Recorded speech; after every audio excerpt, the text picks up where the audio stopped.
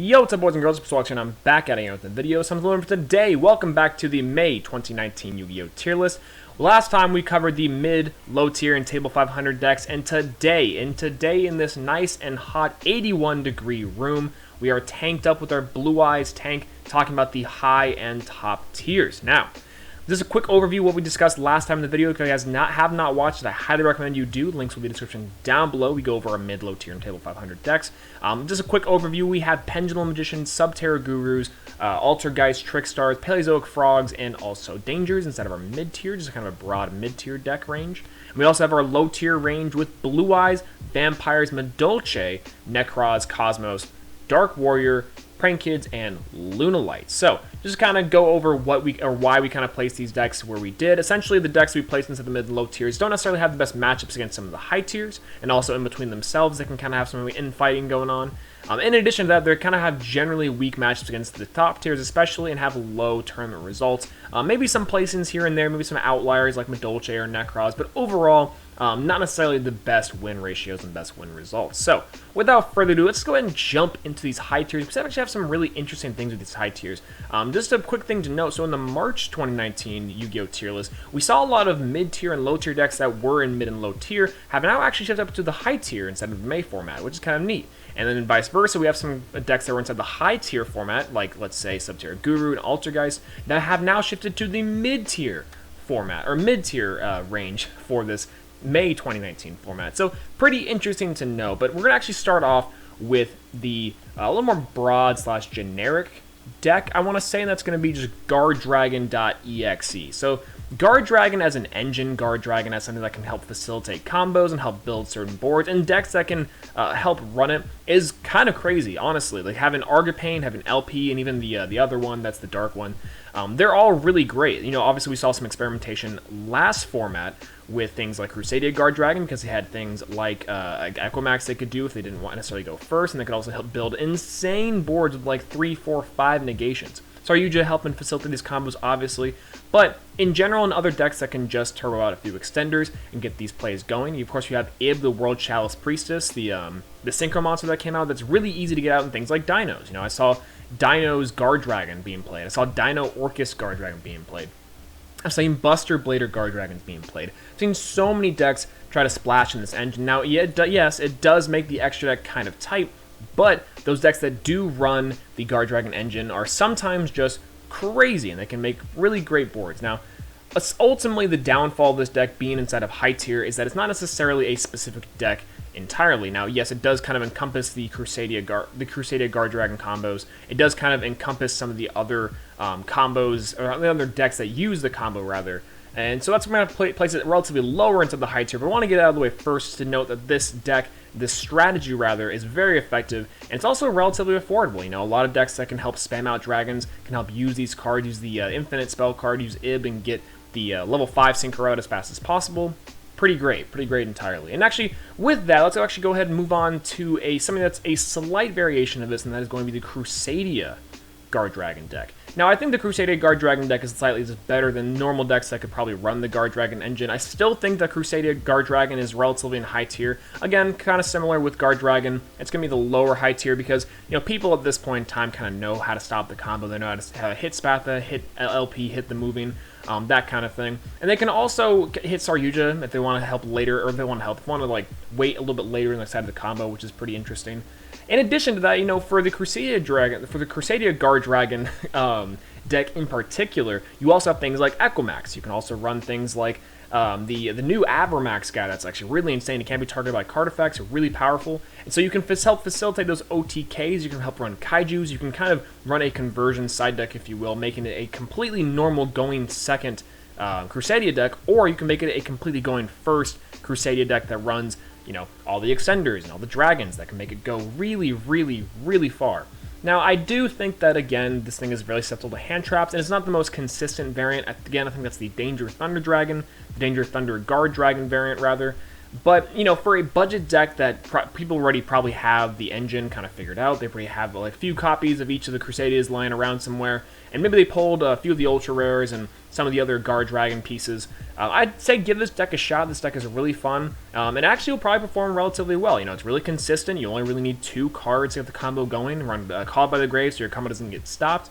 And if you can make this board work, this board will take you pretty far. So that's going to be in the high tier for me. I think that's a very solid option. Now, it could be in the mid tiers, probably in like the higher mid tiers, just because we haven't really been seeing it popping up places, but you'll see it at a regional, you'll see it at your locals for sure.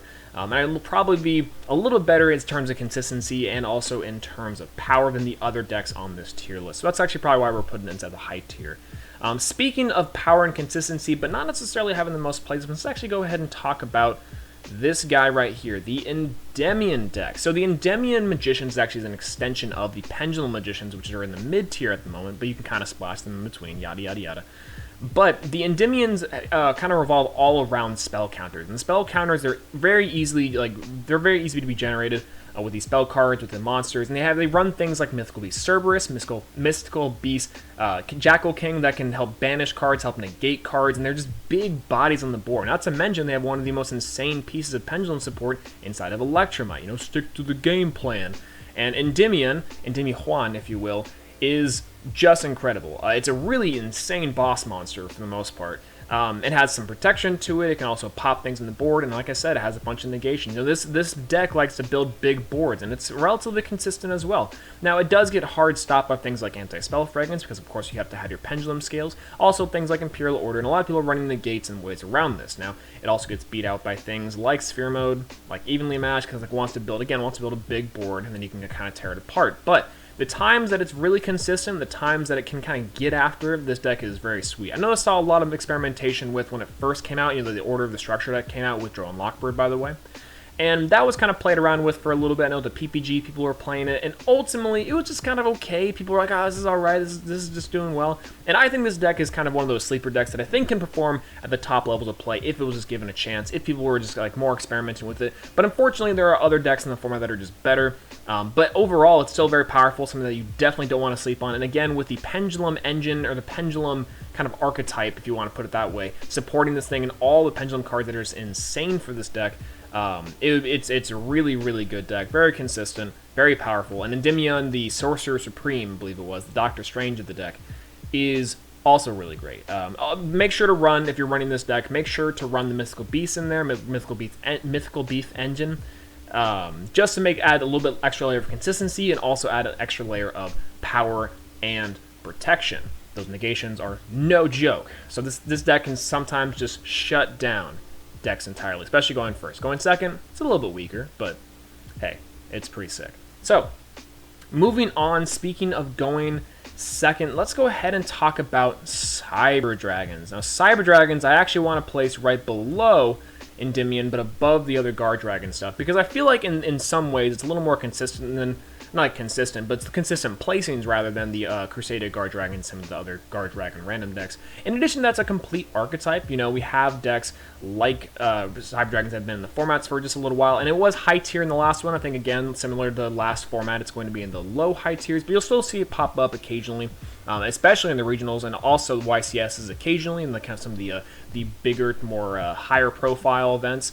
In addition to that, it also can really, really work well going second. It can help break boards a lot. Infinity is still one of the best boss monsters in the entire game. You have a new card in the form of Cyber Dragon Naxter that is actually incredible. That card is busted, and it can help you facilitate a lot of OTKs. It can also gain you more materials faster if you need it. Of course, hers, and then combo that with things like Galaxy Soldier that can help you bust out those rank 5 plays.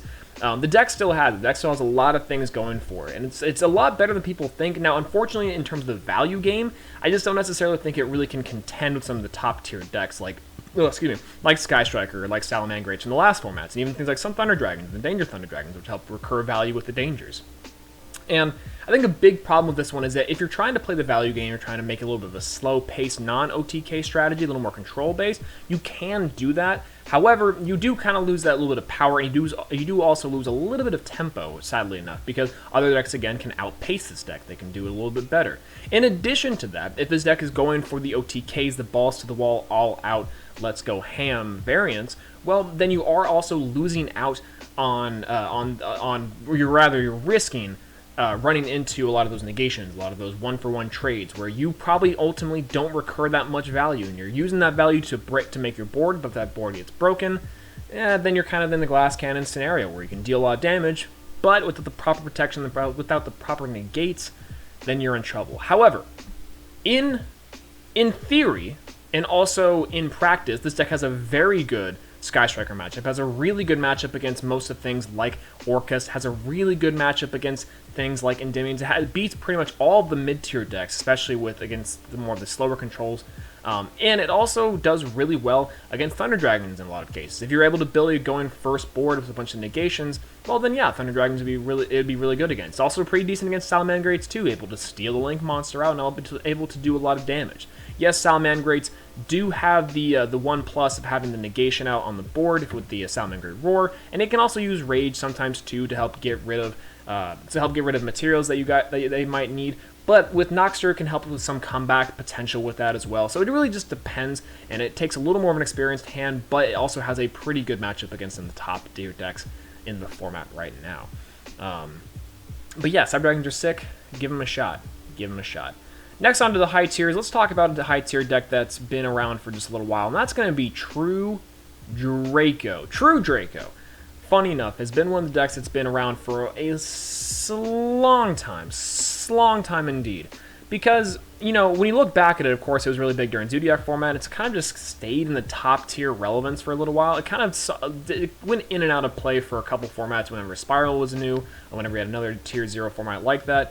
But, you know, it's a consistent floodgate deck, and it's also with really strong monsters with really solid effects. Fairly consistent as well. You run things like Card of Demise, also things like Pod Duality in your diagram to help you search and find cards. Has inherent spell and trap card removal that you main deck, so it's really good against things like Mystic Mine. It's really good against things like Salamangreats, even pretty good against things like Altergeist and some of the more control-heavy decks that you want to pop and move pieces around the board. In addition to that, you can run things like Skill Drain. You can also run things like Monarch's Erupt and other support cards with tribute monsters, because ultimately speaking, you don't really need to have a lot of effects go off. You can run Inspector Border, which is an insane stun card. You can run things like Vanity's Fiend, Majesty's Fiend, anything like that. And this deck can perform very well. Been seeing it top in places and top in regionals recently. I think at YCS it's been doing relatively okay as well. Like you'll see it 1 or 2 spots. It's not necessarily in the top tier at the moment because, you know, the boards can be broken by some of the better decks in the format. But overall, very threatening deck. Very good deck to play right now, and relatively cost-effective as well too, so keep that in mind whenever looking for decks to play.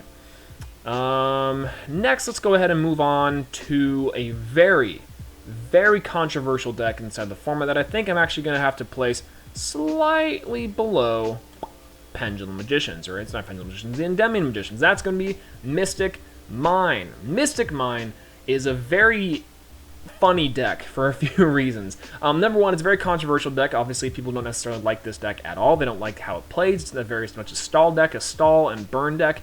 And if played right, you will ultimately win every single time. Also, is a deck check kind of card, because what happens whenever you play Mystic Mine is that your opponent cannot activate monster effects. So obviously things like Nightmare Phoenix, things like Foxy, cards that would inherently pop cards on the field, that were monsters and monster effects, don't activate. They can't activate, not even in the graveyard, not in the hand, so you're just done. As long as you control more monsters than your opponent who has Mystic Mine, or if, let's say, you're the Mystic Mine player and your opponent controls more monsters, then you're in trouble. So essentially what happens here is that Mystic Mine, it just plays a bunch of stun cards, plays Wave Motion Cannon, plays a bunch of like burn cards to stall out for time, or it also, your opponent just scoops because they're like, okay, I really can't out this and I want to make my plays. Going first, this deck is deadly. Even going second, this deck's pretty good because they can't stop Mystic Mine from activating, they can't stop the Metaverse, they can't stop some of the cards to get this thing on the field and to get the ball rolling, then, oh man, it can be really obnoxious to deal with. However, I will say there are a few things that this deck doesn't necessarily accomplish very well. Number one, it does rely on your opponent not to be main decking / side decking extensive spot removal in the form of spell and trap cards. Things like Typhoon, things like Cosmic Cyclone, things like even Galaxy Cyclone, which actually hasn't necessarily been seen in play, but hey, I think it's not a bad card at all. It also loses out to Ash Blossom again. Metaverse, doesn't necessarily fare too well against certain hand traps. You do run things like Trap Trick, which is a very solid consistency booster as well. And ultimately speaking, you could run things like Card Demise, Ledger of Ledger Domain, that help you get to your pieces faster and help you get to those stun cards. A big part of this deck, too, is that you can run stun. It doesn't necessarily have to just be waiting for Mystic Mine, but it is your primary win condition. In addition to that, Mystic Mine I think is just okay. Like, ultimately speaking, it is in the high tier because it is such a hard deck for a lot of the decks to deal with if they're not running spell and trap card removal, and some of them can't afford to run spell and trap card removal, unfortunately. But in addition to that, I don't necessarily think it's the end-all be-all. I don't think it's necessarily just the best deck of the format, but I think it's in certain matchups it can just win ultimately, which is absolutely crazy. So Mystic Mine and Mystic Mine decks and Mystic Mine variants. Sometimes you can see it in Sky Strikers too, which is actually just a testament to how crazy this stun card is. But that's beside the point. We'll get to that in a moment. I'm placing that in the high tiers. Probably not the best deck inside the high tiers because, like I said, you get things like True Draco just run it inherently. Things like Salomon Greats have been running Twin Twisters. Even sometimes Cyber Dragons have run it as well. And in the right scenario, too, going first, the Endymion deck can also stop this entirely. And so a lot of the other decks that have spell removal, like Salomon Great Rage, and also with the Roar to negate some certain effects, and Ash Blossom with Metaverse. You guys get the point. So moving on, we're going on to our last high tier deck of this format, and that's going to be Dinosaurs. Dinosaurs?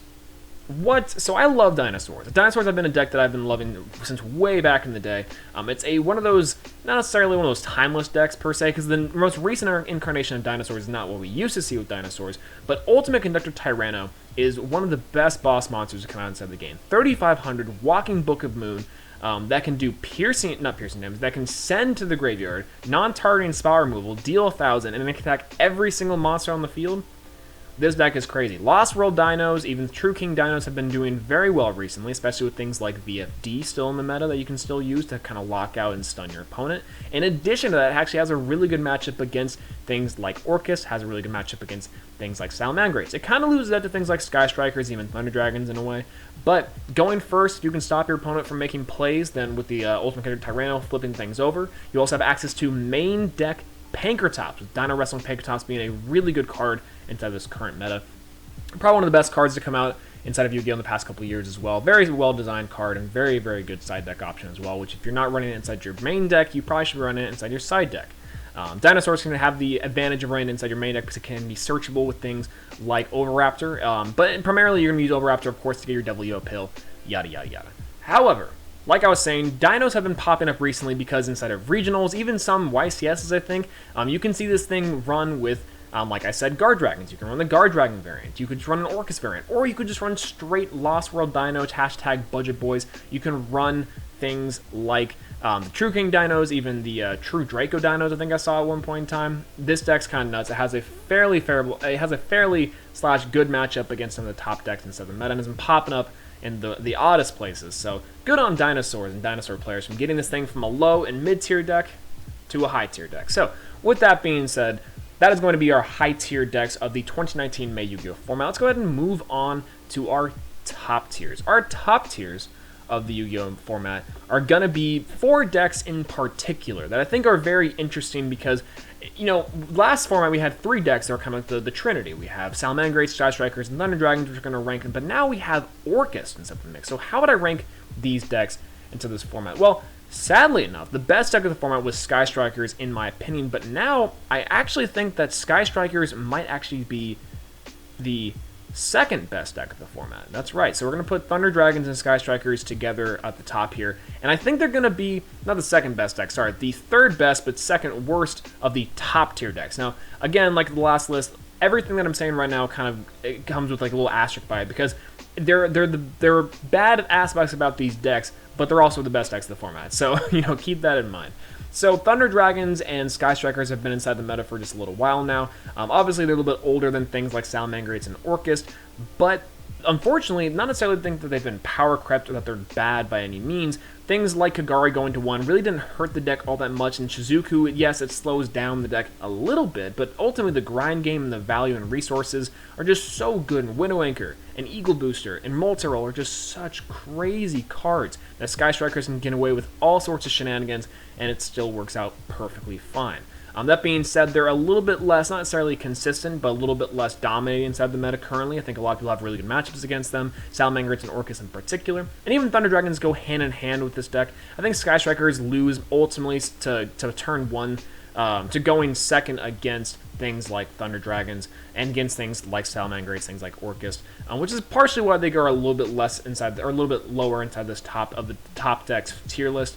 Similar thing with Thunder Dragons. However, I think that Thunder Dragons are a little bit strange, because if they can't necessarily get their combo going, if they can't get their extenders off, then they ultimately just lose. That being said, they could easily be right above Sky Strikers as being one of the best, or the third best deck of the current format, or the second to last worst best deck. It's getting complicated at this point. I'm just going to say that these two probably can go back and forth to being the best, if not the worst deck of the top tiers of this current format. But moving on, we have to talk about the two top best decks of this current format, and that's going to be Salamangreats and Orcas. Now, I'm going to explain my reasoning after I place these decks on the tier list. That's going to be Salamangreats as the best deck and Orcas as the second best deck. And here's why I think that is. Now, it might be a little bit of a controversial opinion. I know some people really go, Orcas are better. No, Salamangreats are better. There's a little bit of a dispute going on now. In my personal opinion, after playing both the decks, after testing extensively with both decks, to seeing which decks I want to take on in the future competitive seasons, Orcas are the boneless Salamangreats, and not the other way around. Yes, they have fairly similar board presences on the board, things like Crescendo, things like spot removal, non-targeting destruction, yada yada yada, or destruction sending. You get the point. They both have insane XYZ monsters, have insane Link monsters, and have crazy OTK potentials, and also have really consistent, very simple combos to get. Both these decks are probably lie inside the category of really simple to play. Excuse me. Really simple to play, really hard to master. There's certain intricacies and certain nuances with both of the decks that I think make them probably just like how good they really are, that make them as good as they are. But unfortunately, I do have to place Orcas under Salamangreats, and here is why. Orcas, at the end of the day, when their board is broken, it is so much harder for them to make a comeback play, because yes, you do technically only need 2 cards to get your combo started again, but you rarely only run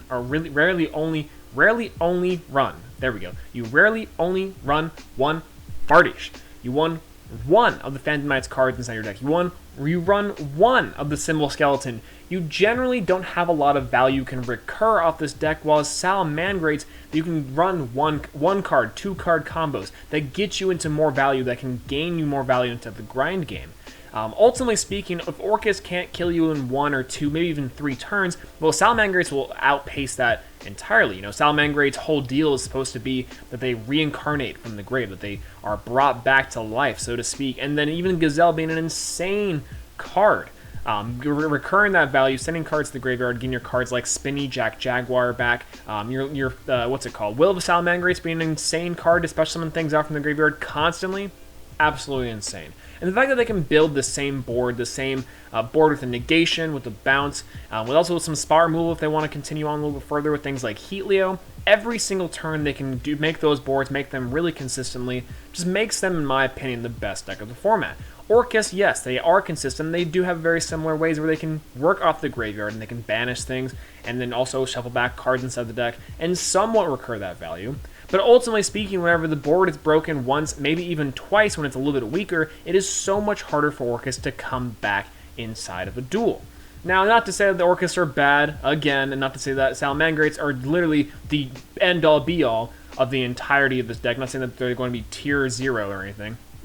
But in terms of top tier status, I think that Salamangreats just kind of have it over the other decks. You know, they can beat things like Orcas in the grind game and the long game in terms of comeback potential. They can also beat Sky Strikers by spot removal, and also they've been main decking things like Twin Twisters, evenly matched. They've been going better, or they've been getting better at hitting things like the Multi-Roll and playing around Widow Anchor. And in terms of Thunder Dragons, yeah, they can kind of break Thunder Dragons' board a little bit easier, and it's much harder for Thunder Dragons to go against this deck going second. Now, I do think this deck does struggle going second sometimes. Now, it can play through boards and it can extend fairly easily. Same thing with Orcas. They're kind of similar in that regard, but I ultimately think, again, Salamangreats have it for this format. They're just as consistent, if not more consistent than Orcas. They have all the negations inside the entire world they can play through, and they have extenders out the wazoo.